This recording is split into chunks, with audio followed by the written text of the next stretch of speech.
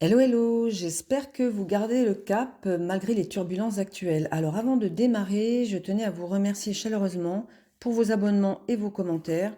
Grâce à vous, la chaîne a dépassé les 1000 abonnés en un temps record et ça me motive vraiment à continuer cette aventure.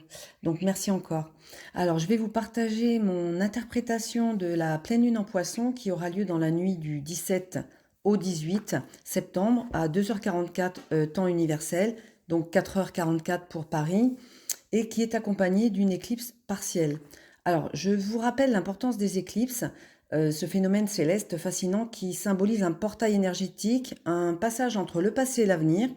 Donc, les éclipses sont directement liées au nœud lunaire, pardon, et ont une influence de 6 mois. Donc, on a 4 éclipses par an. Ce sont des périodes de gros changements, de gros bouleversements, donc que ce soit vécu comme une bonne ou une mauvaise chose, et qui s'étalent sur plusieurs mois. Les éclipses marquent des passages de commencement majeur ou de fin majeure.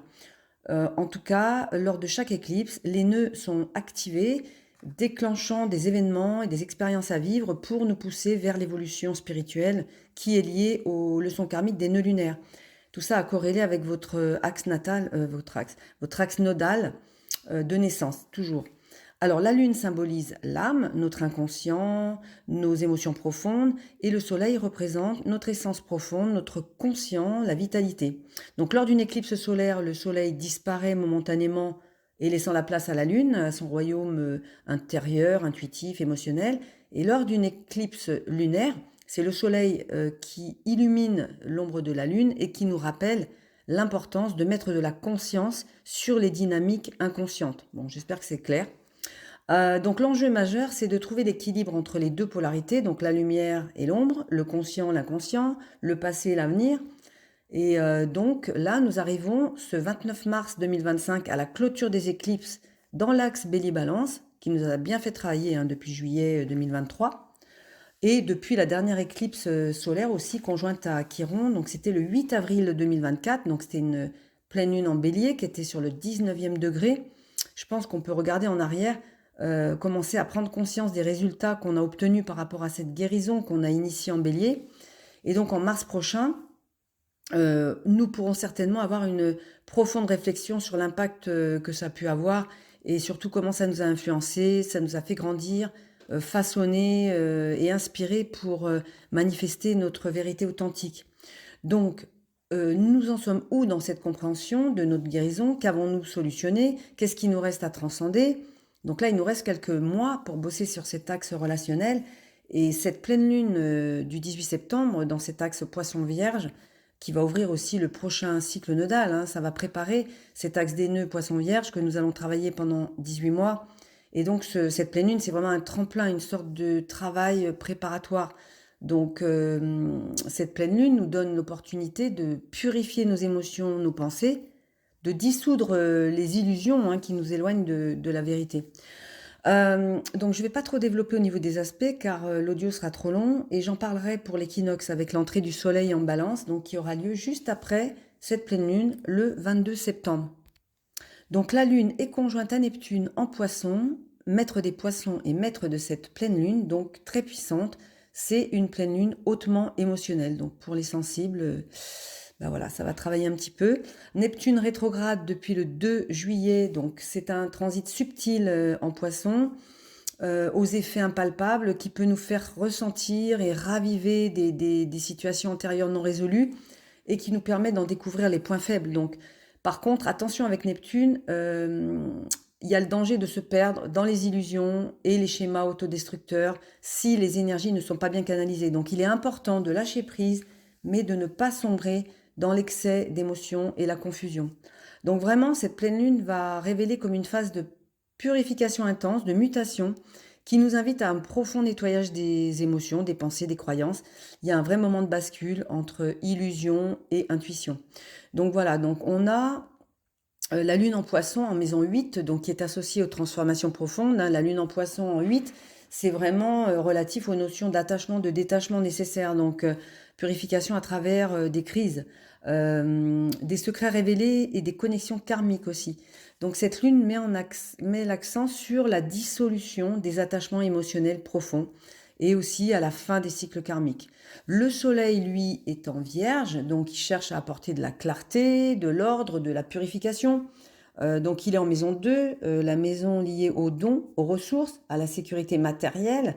Ce positionnement suggère aussi un besoin de structurer et de purifier les aspects liés à la matière et peut-être même de revoir nos valeurs fondamentales. Car, pourquoi je dis ça, c'est qu'il est conjoint à un astéroïde Atlantis. Donc on va parler un petit peu de ce que ça résonne. Je vais vous lire le nuage de sens qui est extrait du livre Le langage de la microastrologie de Eliastro. Les mots-clés donc pour cet astéroïde sont tsunami, enfouissement, cataclysme, être submergé. Donc ça résonne avec cette pleine lune en poisson. Alors, nommé en référence à l'Atlantide, l'île légendaire qui aurait été engloutie par les eaux en conséquence d'un mauvais usage, d'une mauvaise façon de faire, de vivre dans l'absence de valeur.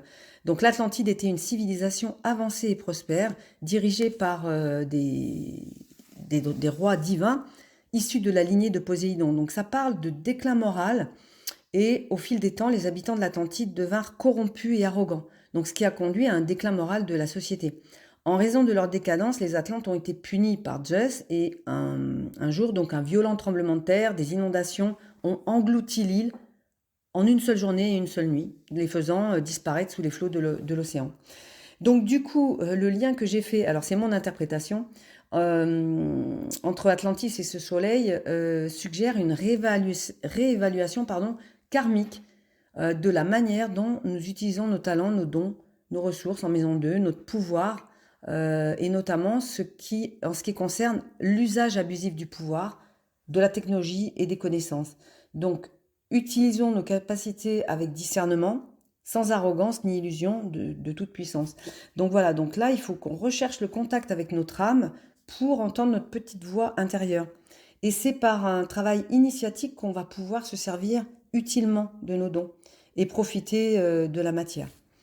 Donc là, lors de cette pleine lune, donc il s'agit de se libérer d'un passé émotionnel pour ne pas refaire les crises émotionnelles qu'on a eues dans le passé. Donc c'est un moment pour purifier nos émotions, nos pensées et nos intentions et ne pas reproduire ces erreurs du passé.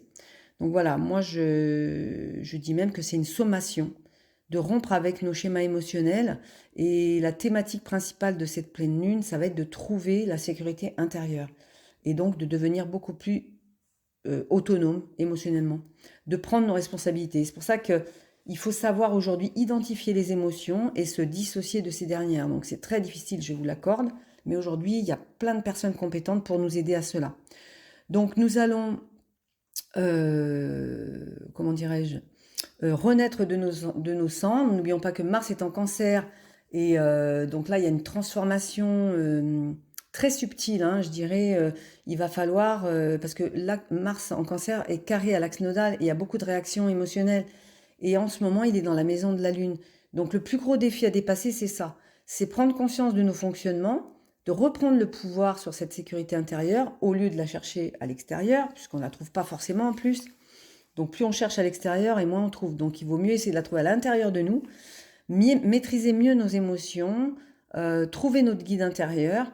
Alors Mercure qui gouverne la Vierge est en domicile et là il est très fort, donc il va nous y aider. Donc il a repris son mouvement direct depuis le 10 septembre. Il va nous apporter une clarté mentale qui a pu laisser une période de confusion et de malentendu. Donc voilà, il va agir comme un guide dans cette pleine lune, pas très loin du soleil. Donc il nous aide à clarifier les pensées et à discerner. On a également un beau cerf-volant avec 2 sextiles et 2 trigones qui permettent de ressentir et percevoir ces belles énergies, des forces de cohésion et de transformation avec Uranus qui est trigone à Pluton. Donc là, on doit changer de comportement, revisiter nos valeurs, libérer les anciennes valeurs matérielles pour changer notre rapport à la terre, à la sécurité, aux ressources. Voilà, donc là, c'est vraiment un potentiel de réforme profonde. Alors, j'espère que j'ai pas été trop rapide parce que j'avais déjà fait cet audio et puis il était trop long. Donc voilà, je voulais donc pour conclure dire que cette pleine lune en poisson, c'est un appel à la maîtrise des émotions, à la purification, à la transmutation, soutenu donc par les énergies de Pluton et d'Uranus qui offrent les conditions nécessaires à cette métamorphose profonde. Donc purifions nos émotions et nos pensées, essayons de dissoudre les illusions qui nous éloignent de la vérité et de la voix de notre être profond. Donc voilà, cette analyse est terminée. Si vous souhaitez une analyse personnelle, vous avez le lien de mon site dans la description.